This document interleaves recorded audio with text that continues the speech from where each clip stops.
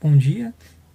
Em uma conversa sobre filosofia, hoje a gente vai discutir sobre o texto do Bobbio, A Era dos Direitos.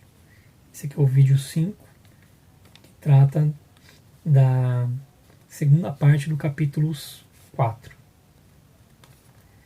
Então, a segunda parte ele faz uma reconstituição histórica, né? Então, dos direitos do homem. E aí ele apresenta a Revolução Francesa, né? De 1 a 4 de agosto de 1789.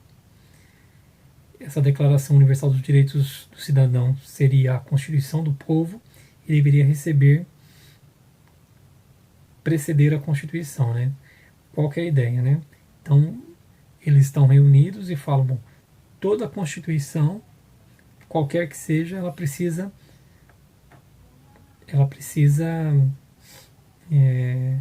estar ela precisa estar de acordo com essa Declaração Universal. Então veja, franceses em Paris propõem que antes da Constituição tem que haver uma lei maior que seja universal, né? Le Bref, estou aqui na página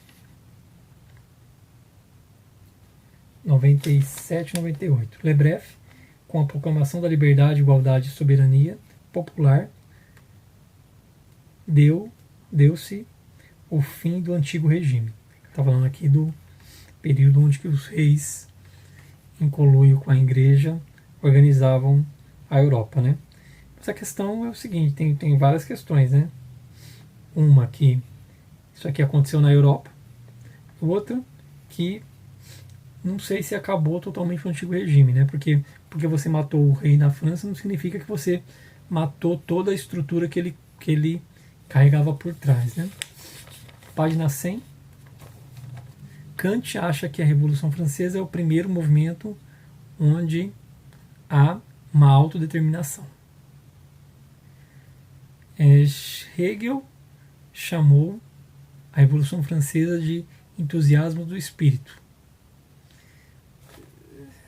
A primeira obra de 1791 e 1992, Thomas Paine,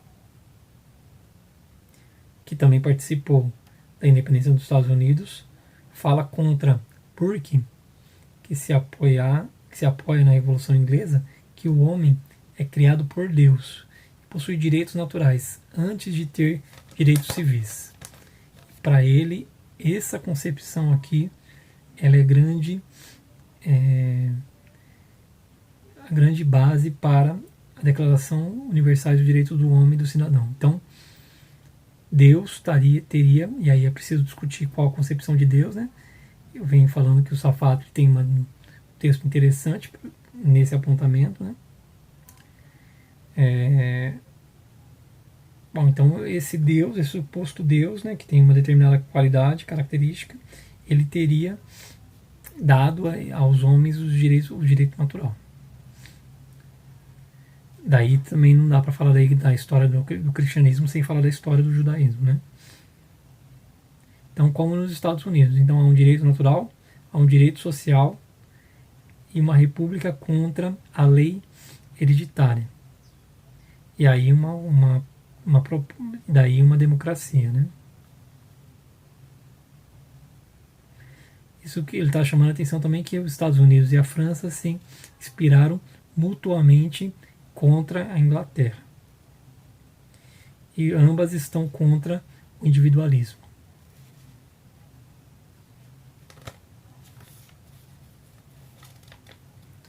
Só que também ele aí aponta na página 104 que há diferenças entre os Estados Unidos e a França. Nos Estados Unidos a gente tem um bem comum e na França a gente tem um bem individual. Página 106. A Revolução Francesa é mais retomada quando se fala contra o fascismo. Porém, houve muitos movimentos reacionários, né? E também é importante, segundo ele, né, apontar que Nietzsche faz uma crítica moral do rebanho. Página 108, ele diz que a propriedade foi muito criticada pelos socialistas e retirada das outras declarações. Então, ao invocar os europeus, não levam em consideração a história real dos impérios, nem os benefícios ou os malefícios. Isso é importante sempre, né? A gente sempre ficar atento à história mundial que está por trás das concepções, né? Qual a teoria da história e qual a narrativa que você está usando, né? Para usar um termo da teoria literária, né? Qual a narrativa que você está usando para poder justificar os seus argumentos, para justificar suas teses, né? Então é importante ter claro essas concepções, né? Página 109, 110, ele diz que Kant erra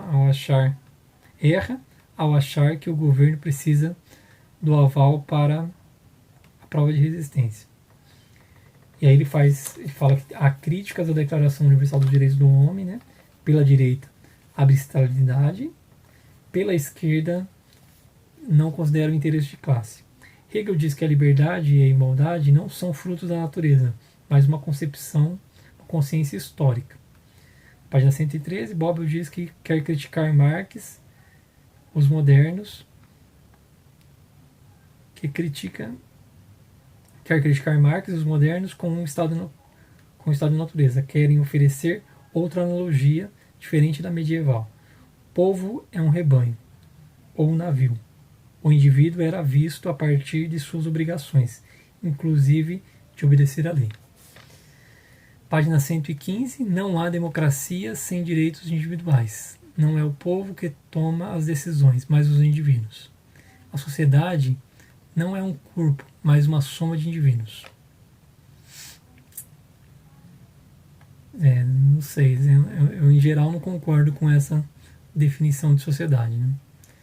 Os reacionários são anti-individualistas, por isso é preciso desconfiar, diz ele logo na sequência. Página 116, ele cita a paz perpétua de Kant, onde a Declaração Universal dos Direitos do Homem seria essa perspectiva de paz perpétua.